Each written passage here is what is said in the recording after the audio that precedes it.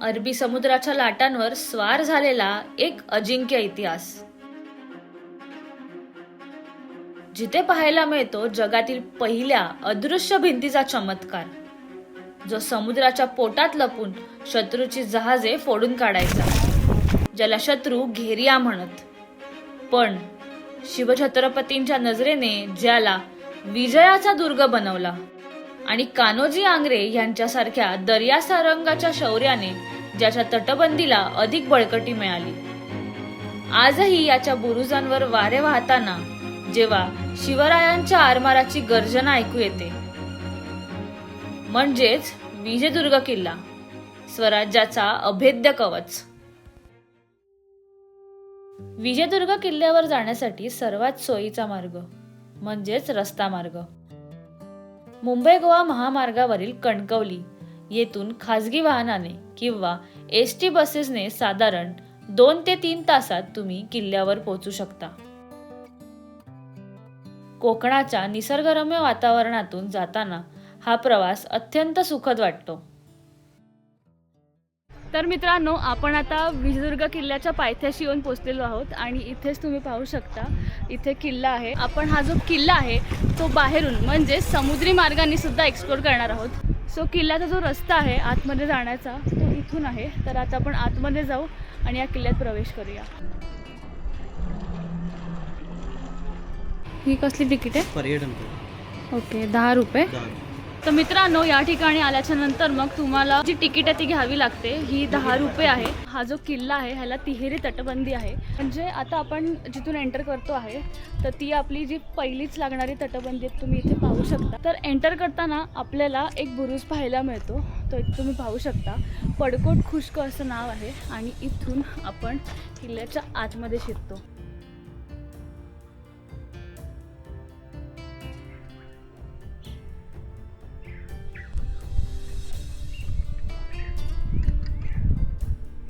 आपण जेव्हा किल्ल्याच्या आतमध्ये एंटर करतो तेव्हा आपल्याला सर्वात अगोदर हनुमानाचं जे मंदिर आहे ते पाहायला मिळतं. जसं छत्रपती शिवाजी महाराजांच्या इतर किल्ल्यांवर आहे तसंच ह्या ठिकाणी सुद्धा तुम्हाला हनुमानाचं जे मंदिर आहे ते पाहायला मिळेल. तर आपण अगोदर दर्शन घेऊयात आणि मग आपण किल्ल्यात जाऊ.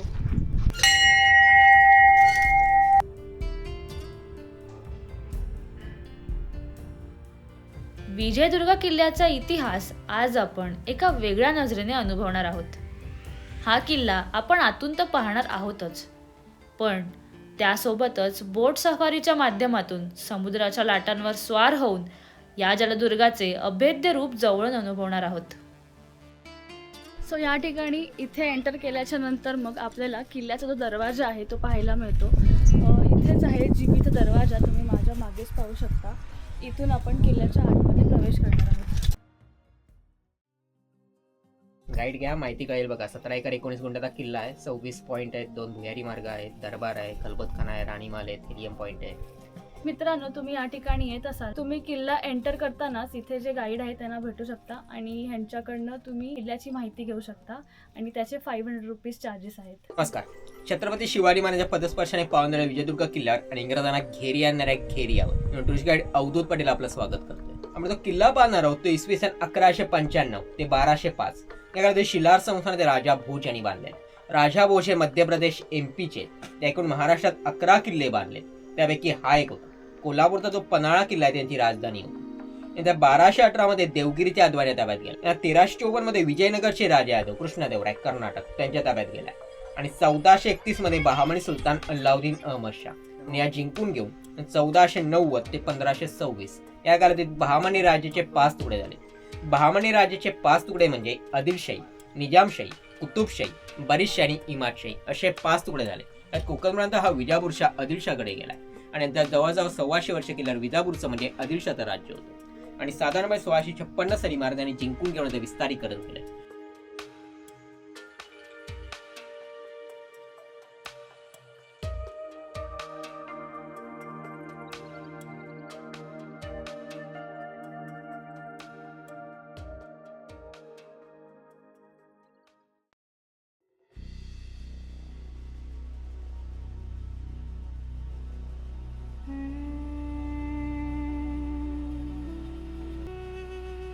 वॉल्टर बून नावाच्या एका ब्रिटिश अधिकाऱ्याने या किल्ल्यावर हल्ला केला होता 1717 मध्ये.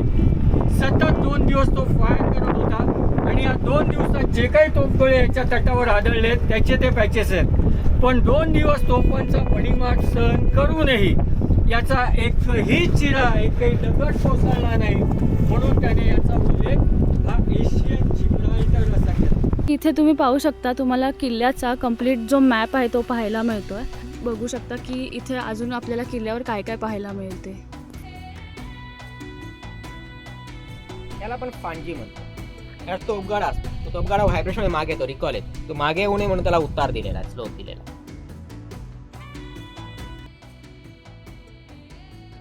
किल्ल्याची भौगोलिक पार्श्वभूमी समजून गेले. तटाची उंची समुद्र सपाटीपासून सांगितल्यात की 36 मीटर आहे आणि 27 बुरुज आहेत. 20 बाहेरच्या साईडला आहेत आणि 7 आतमध्ये. असा तिहेरी तटबंदीचा किल्ला आहे. याच्या खाली पहिली तटबंदी आहे, ही दुसरी तटबंदी आहे आणि तिसरी, आणि ह्याच्यामध्ये किल्ला आहे. याला तिहेरी तटबंदीचा किल्ला म्हणतात. मित्रांनो, तुम्ही ह्या ठिकाणी पाहू शकता, इथे जेव्हा किल्ल्यात पाऊस वगैरे पडत असेल तर किल्ल्याच्या आतमध्ये पाणी साठू नये म्हणून इथून असा एक मार्ग देण्यात आलेला आहे पाण्यासाठी. म्हणजे पाणी इथून कम्प्लिटली बाहेर जाणार.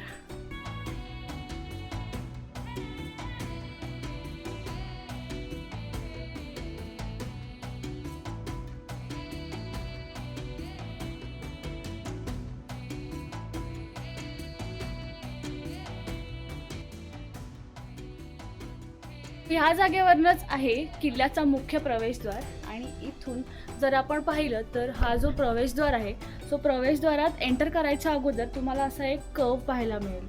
म्हणजे हा गौमुखी पद्धतीचा प्रवेशद्वार आहे. आपले छत्रपती शिवाजी महाराजांचे जे किल्ले आहेत त्याचे मोस्टली प्रवेशद्वार हे असेच आहेत. ते ह्याच्यासाठी, कारण की जर शत्रू वगैरे आला त्याला हे समजणार नाही आपलं प्रवेशद्वार आहेच कुठे. या ठिकाणी आपल्याला अशा पद्धतीचा प्रवेशद्वार पाहायला मिळतो. आणि तुम्ही इथे माझ्या मागेच पाहू शकता, इथूनच आपण किल्ल्याच्या आतमध्ये एंटर करणार आहोत. मारा केला दरवाजापर्यंत जात नाही, आपला दरवाजा दिसत नाही. हा शेवटचा तोफगोळा इथपर्यंत बसलाय, तुम्हाला हा वरती दिसतो.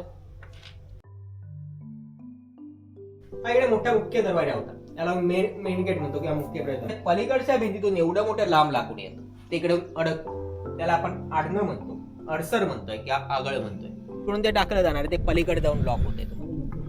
तर आता आपण किल्ल्याच्या आतमध्ये प्रवेश केलेला आहे आणि मुख्य प्रवेशद्वाराच्याच इथे आपल्याला पहारेकऱ्यांसाठी देवड्या पाहायला मिळतात. तुम्ही या ठिकाणी पाहू शकता.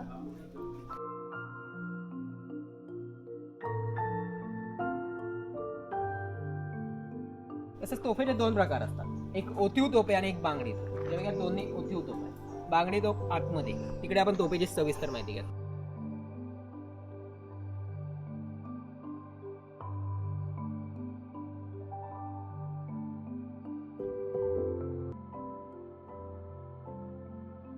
तर मित्रांनो, किल्ल्यात एंटर करताच आपल्याला लेफ्ट साईडला हा खलबतखाना पाहायला मिळतो. तर आता आपण ह्या खलबतखान्याच्या आतमध्ये जाऊन या खलबतखान्याबद्दल सविस्तर माहिती घेऊया.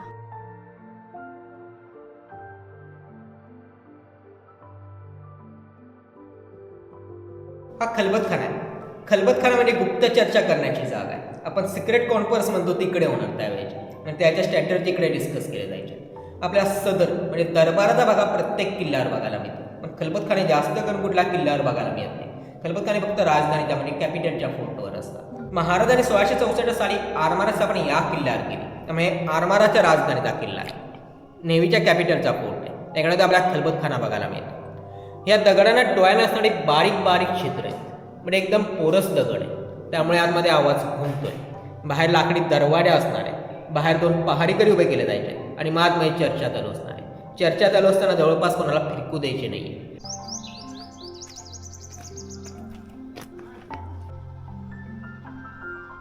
तर खलबतखान्याच्या बाजूनी एक रस्ता जातो. इथे पायऱ्या तुम्ही पाहू शकता. इथे वर जाण्याचा मार्ग आहे. तर इथे आहे ध्वजस्तंभ. तर आता आपण वर जाऊ.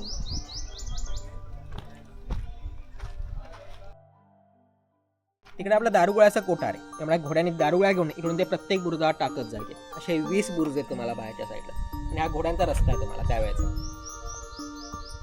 हा टेहाळणी बुरुज आहे. टेहाळणी म्हणजे पाहणी करणे.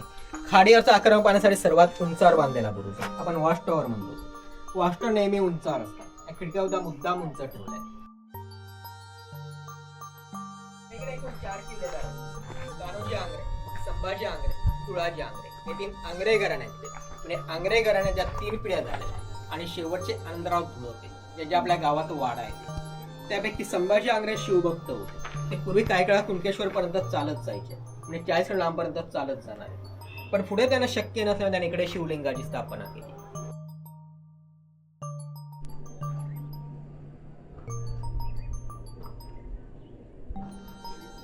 आणि ही खाडी आणि पाठीमागे अरबी समुद्र हा असा पूर्ण एकत्र होता. त्या 4ही बाजूने पाण्याने घेरलेला असल्यानंतर त्यावेळेचं नाव होतं घेरिया. शिवाजी महाराजांनी जेव्हा किल्ला जिंकला 1656 मध्ये त्या विजय संवत्सर नावाचं वर्ष चालू होतं. त्या वर्षात जिंकून घेऊन बांधकाम चालू केले म्हणून महाराजांनी या किल्ल्याला विजयदुर्ग नाव दिलेलं आहे.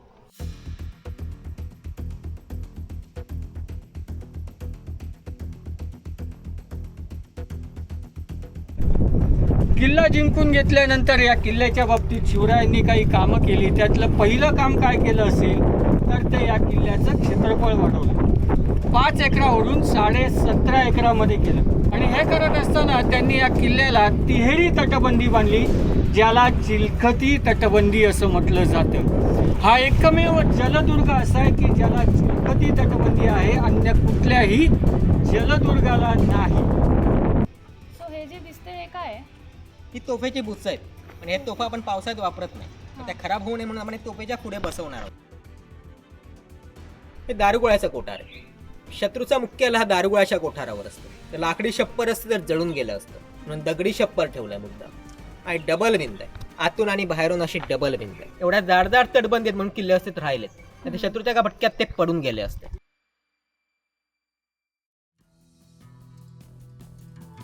तुम्हाला समोरचं एक आणि ही अशी 2 धान्य कोठार आहेत. शत्रूचा दुसऱ्याला रसद तोडणार असतो. त्यासोबत दगडी छप्पर ठेवलाय मुद्दा. आणि तुम्हाला हे जेवढं वरती दिसतं तेवढंच जमिनीच्या खाली या आरामात 1-2 वर्ष पुढे थोडं त्यात धान्य साठवलेलं असायचं. हे व्हेंटिलेशन आहे हवा पास होण्यासाठी. दुसरं व्हेंटिलेशन इथे आहे तुम्हाला. तर आता आपण या ठिकाणाहून खाली जाऊ आणि इथून जी दिसणारी खाडी आहे तो भाग पाहून घेऊ.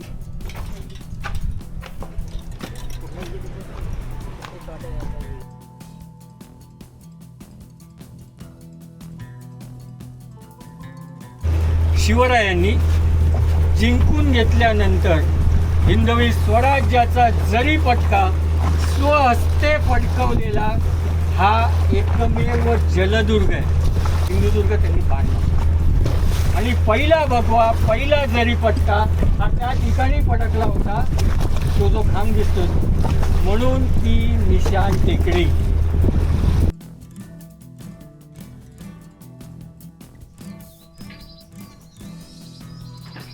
आपल्याला इथे धान्याचं कोठार पाहायला मिळतंय. इथून जेव्हा धान्य येत असणार तो या ठिकाणाहून डायरेक्ट इथे धान्य स्टोअर करण्यासाठी या ठिकाणी हे बांधलेलं असावं.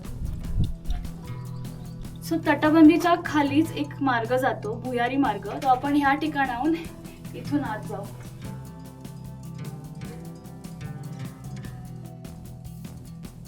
हा पुढे बुरुज आहे. तो बुरुज आहे युद्धाच्या दृष्टीने महत्वाचा बुरुज. त्याला मावळ्यांच्या इकडून दारुगोळा घेऊन येता असणार. त्यामुळे दारुगोळ्याचा कोठार आपण बाहेर जवळ ठेवलाय मुद्दा. आता आपला सायन्स काय म्हणतं, तुम्हाला बाहेर गार वाटलं पाहिजे, आतमध्ये आला गरम व्हायला पाहिजे. पण इकडे तुम्हाला तसं वाटत नाही. इकडे आतमध्ये तुम्हाला गार वाटतं कारण हे शिवकालीन भुयारी मार्ग आहे. महाराजांना बारीक सारीक गोष्टींचा आचार होता. आपल्या मावळ्यांच्या इकडून दारुगोळा घेऊन येता असणार. कारण उष्णतेने दारुगोळा आपण तो फुटू शकतो आणि सफोकेशन होऊ शकतं. पण एक क्रॉस व्हेंटिलेशन ठेवलं, इकडून हवा येते.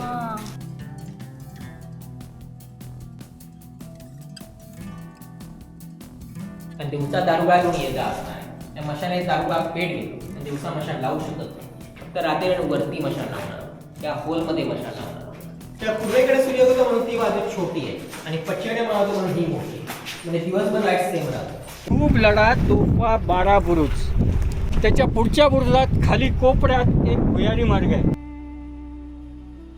ज्याचा वापर रस्ता आतमध्ये नेण्यासाठी केला जायचा. किल्ल्यात एकूण 3 भुयारी मार्ग आहेत. हे दोनही भुयारी मार्ग पार्शली ओपन आहेत, जिथे जाऊन तुम्ही भुयार म्हणजे काय हे अनुभवू शकता, बघू शकता. पण तिसरा नाही, जो किल्ल्याच्या त्या भागात आहे. या बुरुजाचं नाव खूप लढा तोफा 12 बुरुज आहे. म्हणजे एकूण 6 फांजे आहेत. अशा प्रत्येक फांजेत 2 तोफा असणार आहेत अशा एकूण 12 तोफा असणार आहेत या बुरुजात. बुरुजावरती एकाच वेळेला 12 तोफा चढवल्या आणि 12 तोफा उत्तर दिलं. नुसतंच उत्तर नाही तर त्याला माघार घ्यायला भाग पडलं, म्हणून त्याला खूप लढा म्हटलं गेलं आणि पुढे त्याचं नाव झालं खूप लढा तोफा 12 बुरुज.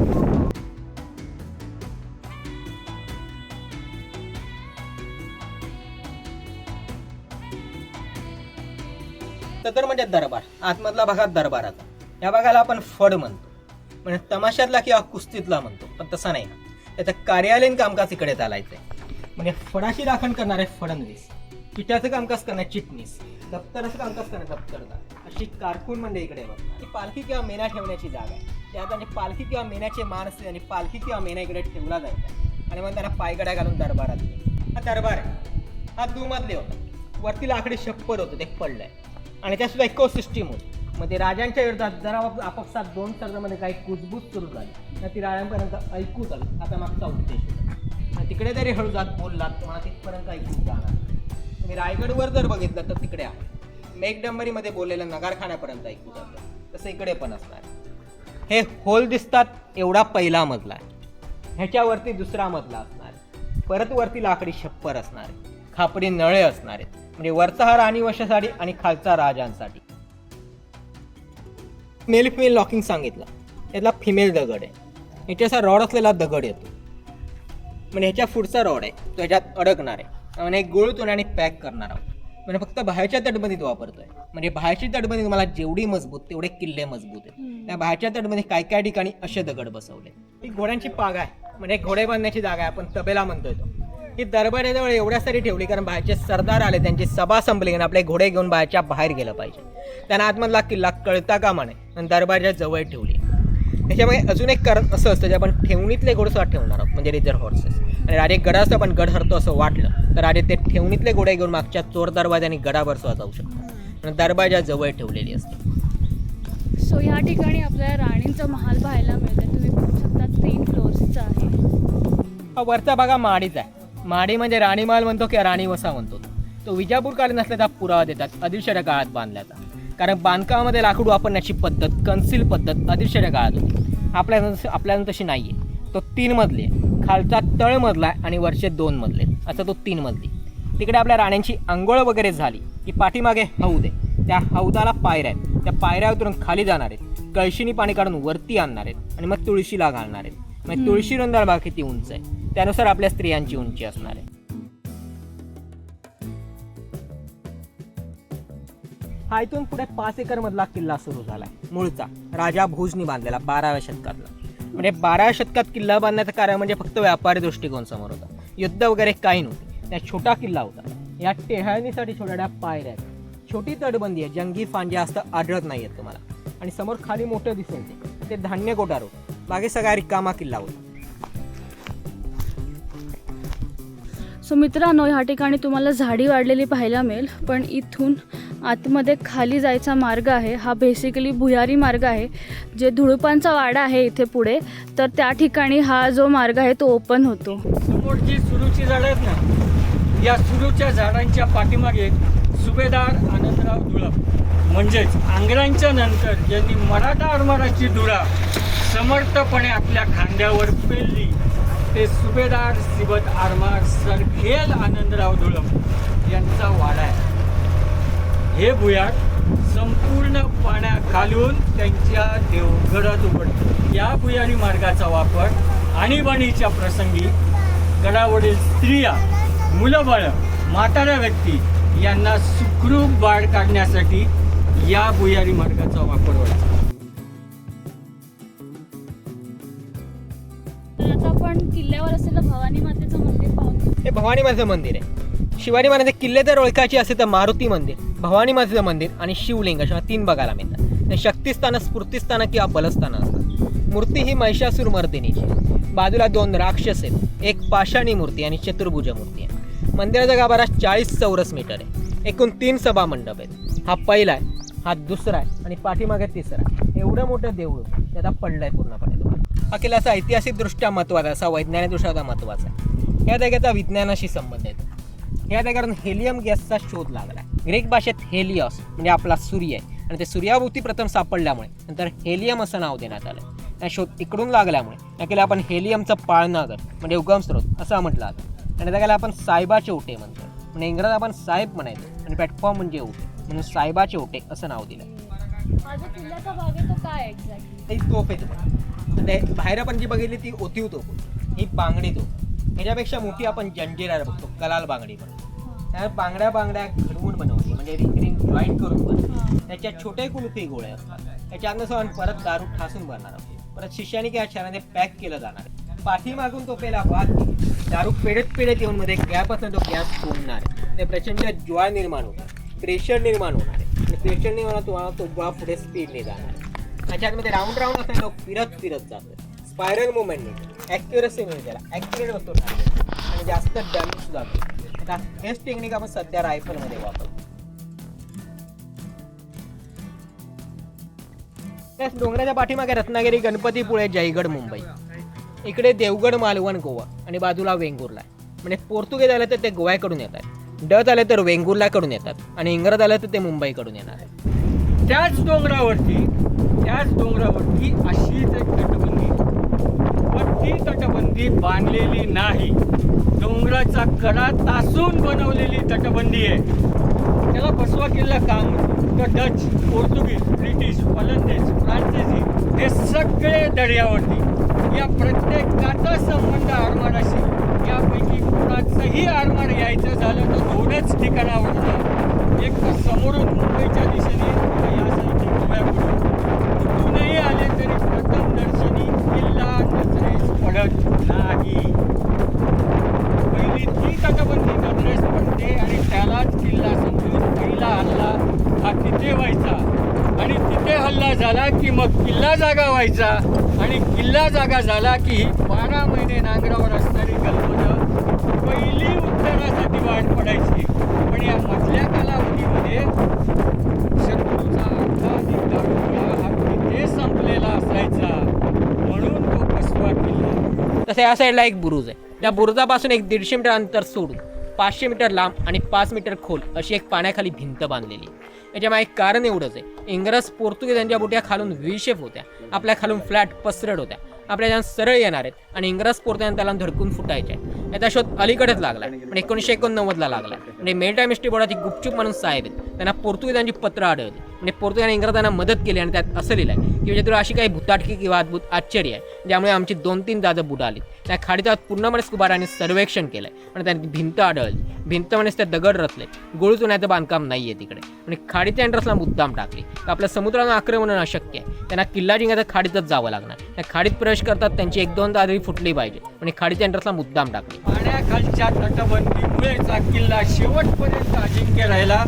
कारण या तटबंदीची माहिती ही फक्त आणि फक्त मराठा आरमाराला होती, कोणालाही नाही.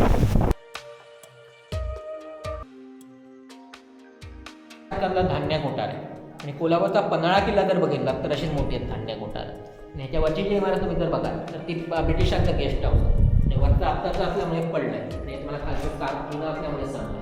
मोठ्या प्रचंड त्याला आपण नळदुर्ग, देवगिरी, रायगड या किल्ल्यांवर बघतो. त्याला नहर असं म्हटलं जातं. तशात इनलेट आणि आउटलेट असतात. म्हणजे वरती छोटे छोटे होल आहेत, त्या होलने आपण पावसाचं पाणी आतमध्ये साठवलं जायचं. त्याचा आउटलेट ओपन असल्यानं पाणी शिल्लक नाही आतमध्ये. आणि वरती छोटे छोटे चौकोन दिसतात, त्याचा आपल्या मावळ्यांचा चढण्याचा सराव केला जाणार आहे. म्हणजे जरी तो पडला तर तो पाण्यात पडणार. त्या वरचा भाग आपण बुळबुळीत ठेवला. Rain water harvesting. मराठा आरमार ज्याच्या कुशीत घडलं त्याचा एकमेव साक्षीदार किल्ले विजयदुर्ग मराठा आरमाराची राजधानी. वास्तविक पाहता ही गोदी खऱ्या अर्थाने नावारूपाला आली आंग्र्यांच्या काळामध्ये, म्हणून तिला आंग्रेकालीन गोदी असंही म्हटलं जातं. शिवरायांचे 3 ठिकाणी जहाज बांधणीचे कारखाने होते. सगळ्यात पहिला कल्याण भिवंडी दुर्गाडी किल्ला, ज्या ठिकाणी शिवरायांनी मराठा आरमाराची मुहूर्तमेढ रोवली. सो मित्रांनो, तुम्हाला या किल्ल्यावर यायचं असेल आणि प्रॉपर माहिती घ्यायची असेल तर नक्कीच आपले जे गाईड आहेत त्यांना तुम्ही कॉन्टॅक्ट करा. तुम्हाला खाली स्क्रीनवर नंबर पाहायला मिळेलच, तर तुम्ही नक्कीच कॉल करा आणि या ठिकाणी या. मित्रांनो, तुम्हाला हा व्हिडिओ कसा वाटला नक्की कमेंट करून सांगा. जर व्हिडिओ आवडला असेल तर लाईक करा आणि इतरांसोबत शेअर करा. आणि हो, असेच गड किल्ले आणि पर्यटन स्थळे पाहायचे असतील तर चॅनलला सबस्क्राईब करा आणि जी बेल आयकन आहे ती प्रेस करा, म्हणजे चॅनलचे जे पुढचे अपडेट्स आहेत ते तुम्हाला येतील. तर भेटूया पुढच्या व्हिडिओमध्ये. तोपर्यंत टाटा, बाय बाय. आता गोल घोड्याची मान वाटवायची आणि असा फिरवत जायचा. ही धोप इथनं एका बाजून एवढी धार, महाराजांची तलवार एवढी जड होती तेवढी जड होती. त्या तलवारी एवढ्याच जड. तुम्ही ज्या बघता मोठ्या वजनशीर तलवारी त्या फक्त मानाच्या तलवारी ह्या नाहीत.